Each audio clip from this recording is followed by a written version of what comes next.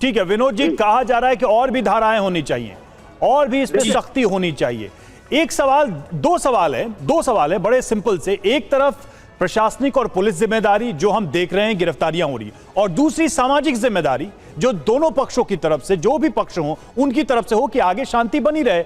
यात्रा तो निकलेगी या निकल रही है, या भविष्य में अगर ऐसा कुछ होता है तो फिर से दंगा फसाद ना हो, फिर से लड़ाई ना हो, ये कैसे इंश्योर किया जाएगा? दोनों समुदाय, दोनों समूहों की तरफ से ये कैसे सुनिश्चित होगा? देखिए, दो बातें हैं। एक तो ये कि दंगा नहीं था, वो फसाद नहीं था, वो तो सीधा सीधा आक्रमण था। बिल्कुल वैसे ही जैसे पाकिस्तान ने भारत के ऊपर हमला किया था, बिल्कुल वैसे ही जैसे जलियांवाला कांड में अंग्रेजों ने निहत्थे जो है ना, आप नाम कुछ भी दे दिए। एक हिंसा की घटना हुई थी, देखिए प्रशासनिक स्तर पे देखे, एक हिंसा की घटना हुई थी, एक वारदात हुई थी। ये आगे ना हो, सामाजिक रूप से इसे कैसे सुनिश्चित किया जाए? अगर आप दोनों तरफ से आरोप लगते रहें, दोनों एक दूसरे को जिम्मेदार ठहराते रहें, तो बात तो फिर वही है ना। चाहे प्रशासन कितनी भी कार्रवाई कर ले, वो कितनी भी ईमानदारी से एक्शन करके दिखा दे। देखिए, दो बातें हैं। अगर किसी वीडियो स्टेटमेंट से या किसी व्यक्ति के स्टेटमेंट से अगर पूरा समुदाय भड़क जाता है और आतंकवाद की राह पर चल पाता है, तो मुझे लगता है कि ये जो इनके जो बहुत सारे हैदराबादी भड़काली भाईजान हैं, उत्तर प्रदेश के बहुत सारे भड़काऊ भाईजान हैं, इनके जमीयतुल में हिंद के लोग हैं और जमात के असंख्य लोग हैं जो कि हिंदू समाज को रोजाना भड़काने की कोशिश करते हैं। लेकिन कभी आपने सोचा है कि हिंदू समाज तलवार लेकर के सारे मुसलमानों को काट मार के और अलग कर दिया? नहीं, क्योंकि हमारी प्रवृत्ति नहीं है, संस्कृति नहीं है, हमारा संविधान नहीं है और हमारा स्वभाव नहीं है। लेकिन इनके साथ ये होता है कि अगर कोई भी एक छोटा सा वीडियो डाल देगा, कोई भी डाले। लेकिन विनोद जी देखिए, आपको पता होगा, आपके पास आएंगे, लेकिन इस बीच बड़ी खबर यह भी, क्योंकि देखिए ना सिर्फ जो प्रोवोकेटिव वीडियो सामने आए, बल्कि पुलिस का कहना है कि जो तलवारें थी, जो डंडे थे और जो क्लैश हुआ उसके बाद ये गिरफ्तारी, उस पर बात करूंगा मैं आपसे। लेकिन बिट्टू बजरंगी की जो गिरफ्तारी हुई है, अब उस पर एफआईआर की कॉपी सामने आ गई है। TV9 पर बिट्टू बजरंगी पर एफआईआर की कॉपी अब आपको हम दिखाएंगे। बिट्टू बजरंगी ने पुलिस से हथियार छीने, यह एफआईआर में साफ तौर पर कहा गया है। लोगों से जब्त किया अवैध हथियार छीने गए, यह एफआईआर में है। बिट्टू बजरंगी ने सरकारी काम में बाधा डाली, तो कौन कौन सी धाराएं बिट्टू बजरंगी के खिलाफ लगाई गई है, यह हम आपको दिखा रहे हैं इस एफआईआर की कॉपी के जरिए।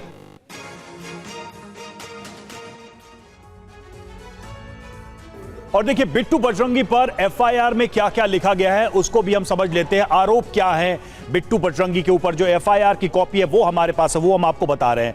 15 से 20 लोग मंदिर की तरफ आते दिखाई दिए। कुछ लोगों के हाथों में तलवारें और त्रिशूल नुमा हथियार थे।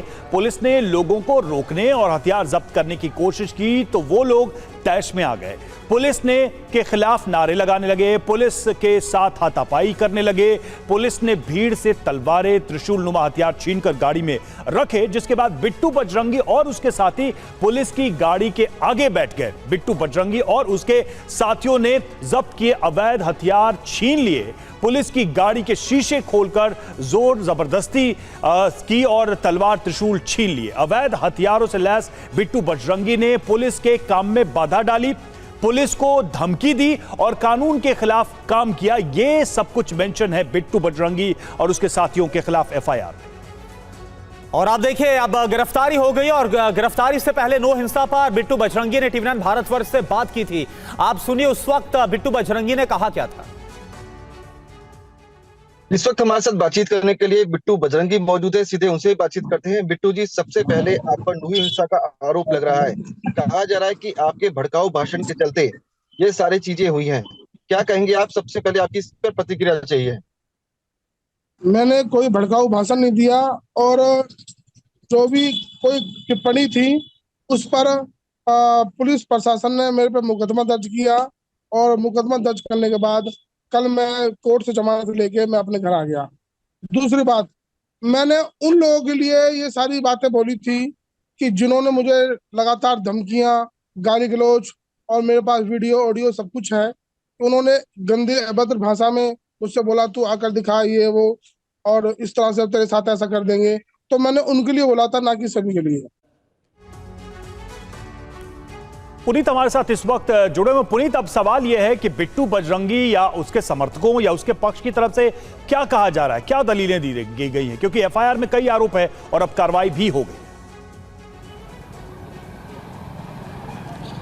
देखिए, एएसपी नूह की शिकायत पर यह एफआईआर दर्ज की गई थी, जिसमें उन्होंने कहा था कि किस तरीके से बिट्टू बजरंगी अपने 15 से 20 साथियों के साथ नल्हड़ मंदिर से 300 मीटर की दूरी पर था और उनके हाथ में त्रिशूल और तलवार थी। जब पुलिस ने उनको छीना तो पुलिस की कार्रवाई में उन्होंने बाधा करी, वापस उन्होंने अपने हथियार पुलिस कस्टडी से छीने और इसी मामले में बिट्टू बजरंगी पर 11 एफआईआर दर्ज हुई हैं, जिनमें आईपीसी की धारा 148, 149, 186, 353, 395, 506 सहित मुकदमे दर्ज हुए हैं। अब यहाँ पे उनके समर्थक तो बिट्टू बजरंगी को पाक साफ बता रहे हैं, लेकिन बिट्टू बजरंगी का जो वीडियो पहले वायरल हुआ था वो काफी अहम एविडेंस है पुलिस के पास। इसके अलावा खुद चश्मदीद इसमें एएसपी कुंडू हैं, जिन्होंने ये शिकायत दर्ज कराई, एफआईआर उनकी शिकायत पर दर्ज हुई है। अब यहाँ पर 28 अगस्त को एक बार फिर धार्मिक यात्रा निकाली जानी और ऐसे में पुलिस के सामने वो 15 से 20 लोग और हैं जिनके नाम इस एफआईआर में है, जिनको पुलिस को गिरफ्तार करना है। और फिलहाल ये जो थाना आप मेरे पीछे सदर नूह देख रहे हैं, इसी में लेकर के बिट्टू बजरंगी को आए। बिट्टू बजरंगी इसी